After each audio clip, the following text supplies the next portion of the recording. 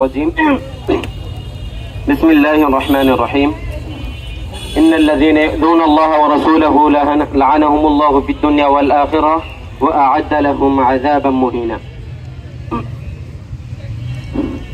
সংগ্রামী মুজাহিদ ভাই আমার, আমি তেমন কোনো বক্তব্য দিতে জানি না, তবে আজকে অত্যন্ত ভারাক্রান্ত হৃদয়ে আপনাদের সামনে আমি উপস্থিত হয়েছি মাত্র একটি কথা বলার জন্য।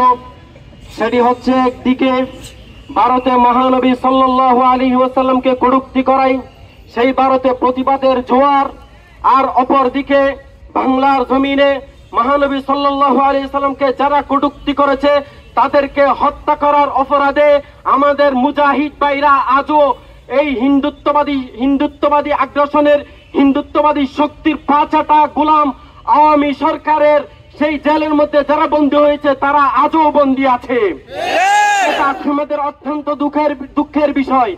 যারা শাহতেমে রসুলকে হত্যা করেছে, ব্লগার রাজীবদেরকে হত্যা করেছে, তারা হচ্ছে এই উম্মার শ্রেষ্ঠ সন্তান। তারা হচ্ছে বাংলার জমিন থেকে নাফাককে মুক্ত করেছে। তারা হচ্ছে সব বাংলার জমিনের সমস্ত মুসলমানের দায়িত্ব আদায় করেছে।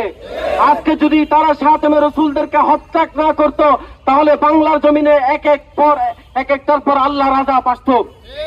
সেই জন্য আজকে বলতে চাই, আমরা যদি হাতে হাত রেখে কাঁধে কাঁধ মিলিয়ে কওমি আলিয়া চরমনাই যত করোনার আলেম আছে সবাই সর্বস্তরের মুসলমান যদি হাতে হাত রেখে কাঁধে কাঁধ মিলিয়ে ঐক্যবদ্ধ হয়ে যদি আমাদের মুজাহিদ ভাইদেরকে যদি যেভাবে হোক জেলের তালা ভেঙ্গে হোক অথবা কোটা বিরোধী আন্দোলনের চাইতে মারাত্মক আন্দোলনের মাধ্যমে হোক, তাদেরকে যদি আমরা জেল থেকে মুক্তি করতে না পারি, তাহলে ভবিষ্যতে আল্লাহর আযাবের জন্য অপেক্ষা করতে হবে।